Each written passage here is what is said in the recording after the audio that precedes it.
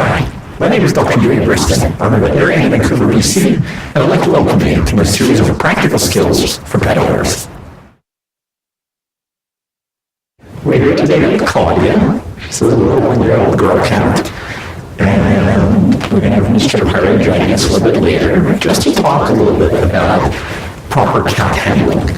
So it's going to be a fun little video. She's going to talk about how to approach and handle a cat. You know, when I'm in clinics, I often see people walking around swinging their cat like this. And it really just kind of makes me cringe because that's not comfortable for the cat or that safe, to be honest with you.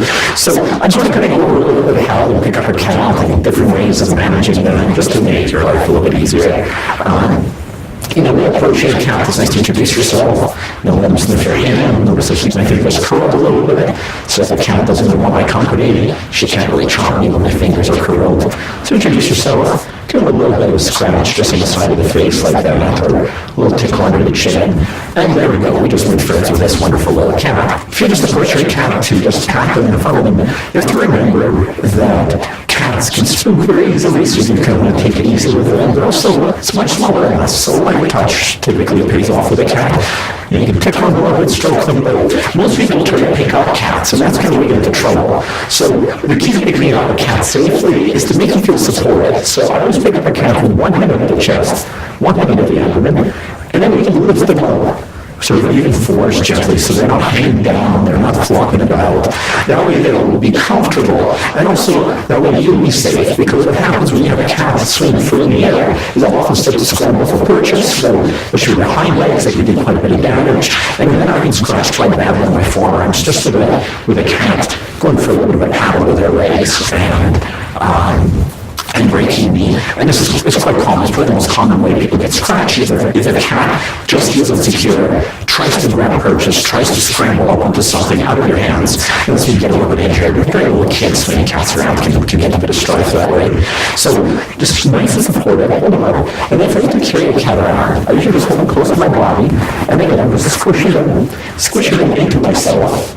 You know, Claudia feels nice and supportive. I'll put my hand up here for her to put her paws down, and you know, I can carry her around quite safely like this, and she won't want to get away.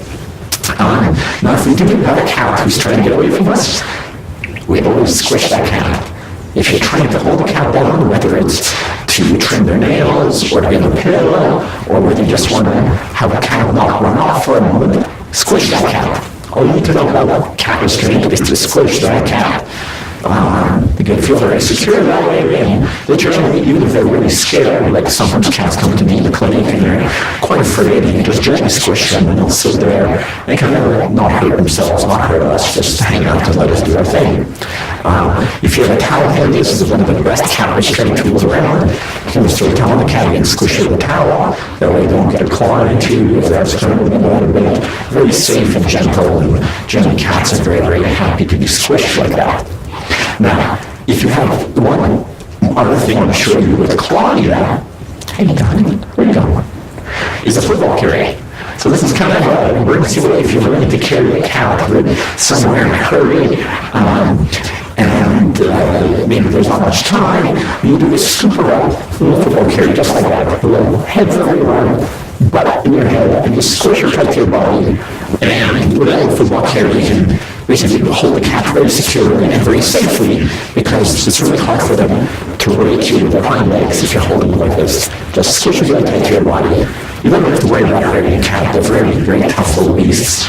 And, you know, just squishing them against your bodies never can do them any harm. In fact, you tend to feel more safe and secure when you're being held tightly. Now, I'm just going to say goodbye to little Claudia. And remember, Mr. Pirate is another cat, and show you some shoulder cat techniques. So we're here with Mr. Pirate to demonstrate the behavior that I call shoulder cats. So Pirate is a shoulder cat. He loves being on shoulders. Some cats, this is their favorite position to be in. It's really convenient for a cat like that because they're really easy to carry around. But some people get put off by shoulder cats. So let me show you why. All right, Mr. Pirate. He's my handsome little, he's 14-year-old boy. Very handsome, really chubby, quite beautiful. Look at that face. Look at that face. So notice here, you can try to get up on my shoulder there for a second. So when we're hanging out pirate, his main goal is to get up on my shoulder. And that can be a little scary to people because if people are standoffish or if you understand what's going on, he can potentially scratch you because cats will naturally put their claws out to climb. So look at him, he's looking at my shoulder. I want to be leaned down and he's going to scramble his way up. And a lot of cats are shoulder cats, and this is great.